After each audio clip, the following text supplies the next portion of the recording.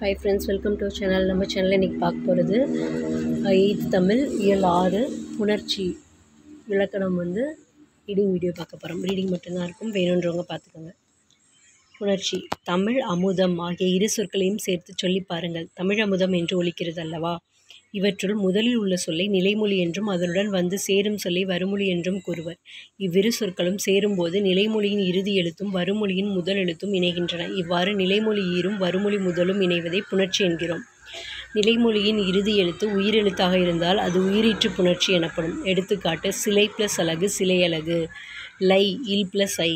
நிலைமொழியின் இறுதி எழுத்து மெய்யெழுத்தாக இருந்தால் அது மெய்யீற்று புணர்ச்சி எனப்படும். எடுத்துக்காட்டு: மண் ப்ளஸ் அலகு மண்ணழகு.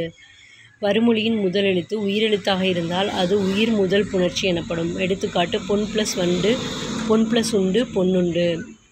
வருமொழியின் முதல் எழுத்து மெய்யெழுத்தாக இருந்தால் அது மெய்முதல் புணர்ச்சி எனப்படும். எடுத்துக்காட்டு: பொன் ப்ளஸ் சிலை பொற்சிலை. சி இச் ப்ளஸ் இ. இயல்பு புணர்ச்சியும் விகார புணர்ச்சியும். நிலைமொழியும் வருமொழியும் எவ்வித மாற்றமும் இன்றி இணைவது இயல்பு புணர்ச்சி ஆகும். எடுத்துக்காட்டு: தாய்மொழி தாய்மொழி. தாய் ப்ளஸ் மொழி தாய்மொழி. இரு சொற்களிலும் எம்மாற்றமும் நிகழவில்லை. உடல் ப்ளஸ் ஓம்பல் உடலோம்பல். இங்கு இல் ப்ளஸ் ஓ இணைந்து லோ என்னும் உயிர்மெய் எழுத்து ஆயிற்று. புதிய எழுத்து எதுவும் தோன்றவோ வேறு எழுத்தாக திரியவோ மறையவோ இல்லை.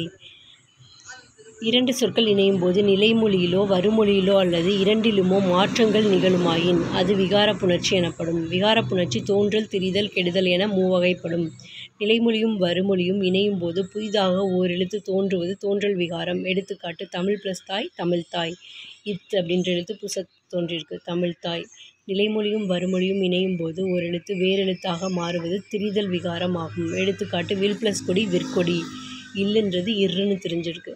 நிலைமொழியும் வருமொழியும் இணையும் போது ஓரெழுத்து மறைவது கெடுதல் விகாரம் ஆகும். எடுத்துக்காட்டு: மனம் ப்ளஸ் மகிழ்ச்சி மனமகிழ்ச்சி. இம்முன்றது மறைஞ்சிருக்கு.